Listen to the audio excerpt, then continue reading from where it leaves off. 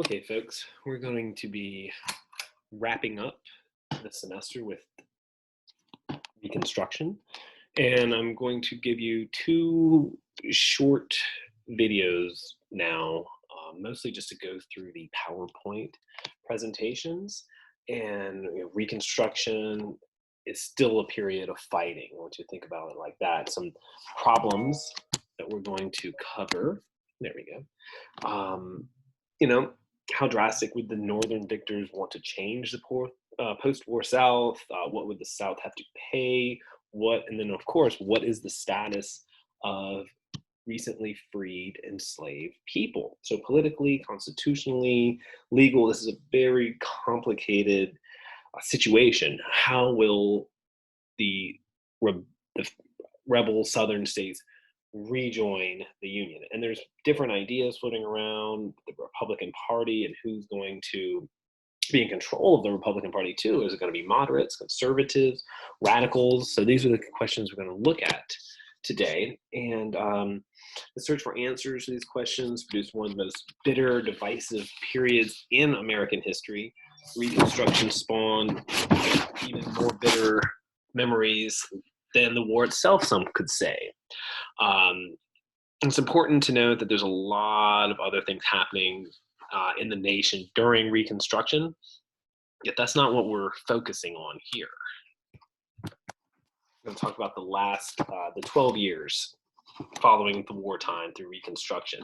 And Lincoln and Congress each sought to control the process of Reconstruction. It's a struggle between the executive and legislative branches that continued when Andrew Johnson assumed the presidency following Lincoln's assassination. And Lincoln began the whole debate and discussion of Reconstruction in December of '63 with his first plan to bring the Southern states back into the Union. It was known as the 10% plan, right? He didn't want this to be a long, drawn-out process for them. He said he would grant a presidential pardon to any rebel who would swear allegiance to the U.S. and who would swear to abide by any and all presidential proclamations and congressional legislation that related to slavery and African Americans. He said that when 10% of the 1860 voting population in any rebel state took the oath, they could establish a new state government, which would have to recognize emancipation. If it did so, it could come back into the Union. And Lincoln was vague on the question of African Americans. He said that he hoped they would be not become landless laboring class, but be provided with an alternative, right? The plan would leave the social system in the South completely intact, more or less, really.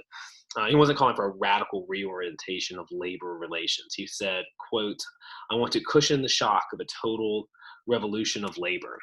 And you can imagine that the radical Republicans were not on board with this. You know, they were wondering how are these emancipated people going to support themselves if they don't have land?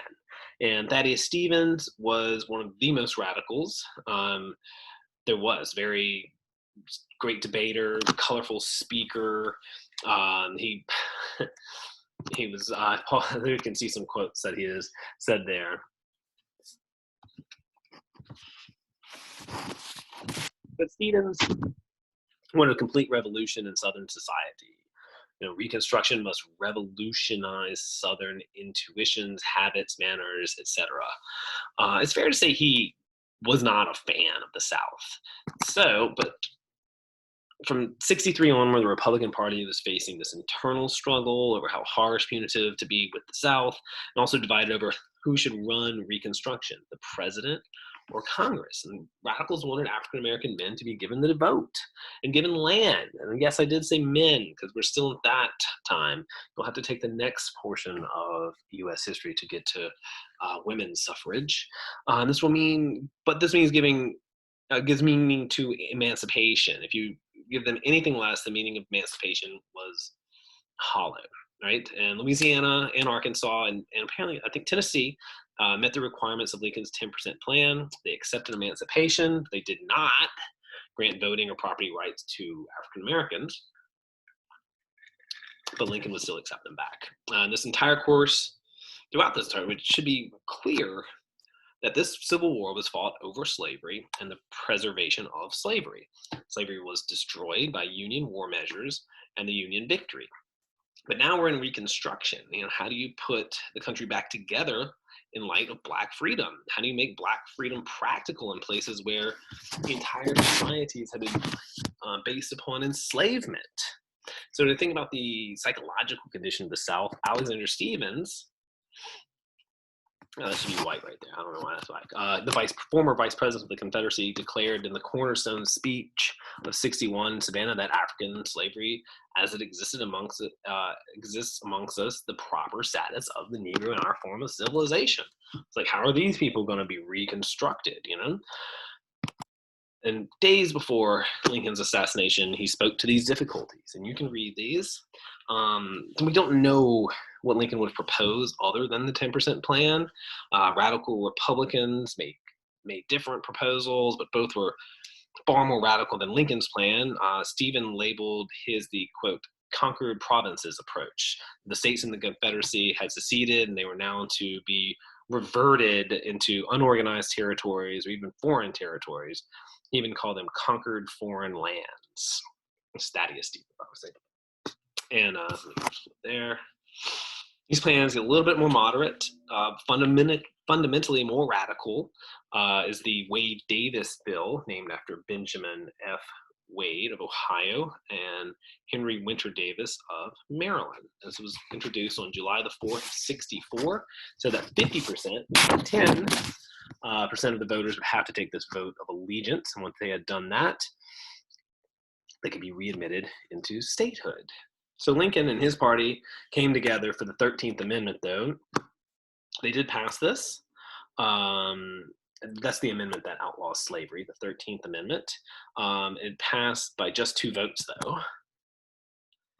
The passage of that amendment witnessed the scene of celebration that without parallel in American political history, which is odd because racist Democrats practically prevented the amendment from passing, but the entire House of Representatives is filled with yelling, crying, people standing on their desks, etc. Lincoln's second effort was a bill to create the Freedmen's Bureau. And that passed Congress on March 3rd of '65. And this was a new, rather radical experiment, a national federal it's a welfare agency. Lincoln and the U.S. government, over the course of this war, created a new kind of government that provided for people. And heading into April of '65, before his assassination, Lincoln was expected to take a new stance on Reconstruction that may have been more in line with what the radicals were proposing.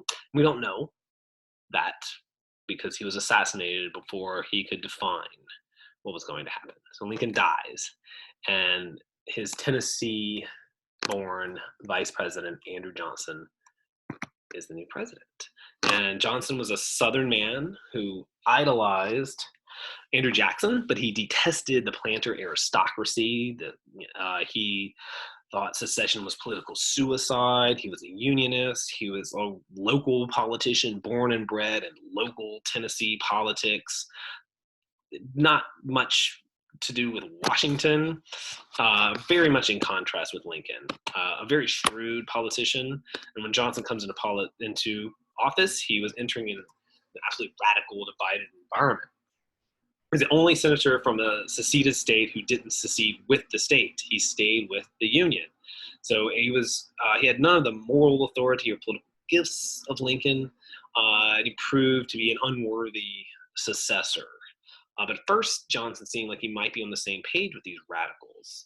So first, Johnson hated the slave-holding aristocracy of the Old South. Great resentment came from the hills of Tennessee, where there were very few slaveholders, a lot of animosity towards rich folk over there. He was a tailor. He was illiterate, but he taught himself to read later in life. And when he got into politics, he was a Democrat. Yet he was put on the ticket to help Lincoln gather votes amongst Democrats. And it looks like he was really going to come down hard on the South. He announced after becoming president, treason is a crime and must be made odious. So radicals were pro Johnson at first, but he quickly lost his taste for vengeance. He wanted to make a very lenient plan for Reconstruction that was not punitive to the South. would not enfranchise African Americans, reward loyal unionists while punishing some Confederates. So between 65 and 7, Johnson became increasingly conservative, increasingly hostile to any plan to include any measures that would help freed slaves. Johnson was very deeply racist. When Frederick Douglass went to visit him at the White House, Johnson really could barely maintain his demeanor. When Douglass left, he said, quote, "Those damn sons of bitches thought they had me in a trap. I know that Douglass, he's just like any other Negro, and he would sooner cut a white man's throat than not." And in May of 65, Johnson offered a very lenient plan for Reconstruction, which promised nothing of black suffrage. Radical Republicans were, of course, outraged. Not much they could do. They had won a large majority in Congress in the elections of November of 64, but that Congress was not going to be seated until December of 65. Things got worse when Southern states began to take advantage of Johnson's leniency. Some states even refused to say that secession was wrong. Others elected former Confederates into high office. Southern states and localities enacted a series of what are called Black Codes, laws which restricted the movement and freedoms of recently enslaved people, defining what jobs they could hold, where they could live, where they could be, whether they could leave a job or not. They usually could not. There are other issues, like Mississippi created a state militia that was mostly made up of former CSA soldiers. So you can imagine how that went. Congressional Republicans who had won a 3-1 majority were outraged and set to stop Johnson. Radicals made plans to begin enacting sweeping changes throughout the South, extended the life of the Freedmen's Bureau, defined civil rights for freed slaves, gave federal courts the power to hear cases involving violations to said civil rights. They passed the Civil Rights Bill of 1866, which said that African Americans were citizens and nullified all black codes and granted property rights. Still did not give the vote, not even to black veterans. They passed and sent to the states for ratification the 14th Amendment, which gave citizenship, but not the vote, to African Americans and guaranteed them equal protection under the law. It said that anyone born in the U.S. was a citizen, so that states could not deny anyone of life, liberty, or property without due process of law.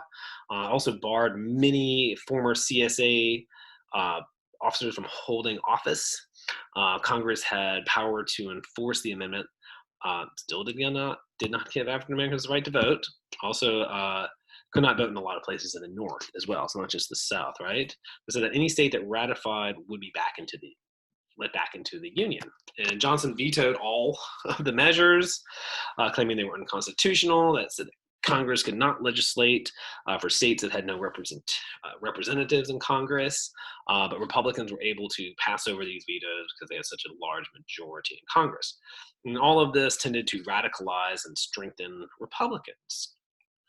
Johnson tried to take on the growing strength of the Republican Party by forming his own National Union Party, which did not work out, but he took a, quote, swing around the circle. This is great. It was a national speaking tour, which was something that presidents did not do to try to create, and he tried to create support for this new party and to discredit and vote out Republicans from office. So Andrew Johnson had rallies, is what I'm saying, which was something presidents did not do and have never done since Johnson until recently. He became increasingly unstable on this trip, often comparing himself to Christ on the cross, suffering for the Constitution, which this alienated a very large number of people and only strengthened Republican power in Congress. Republicans began, quote, waving the bloody shirt. It reminded voters that Democrats had been the cause of all their problems. They left the Union, leading secession, etc. And we will stop there, and I will be back a little bit later.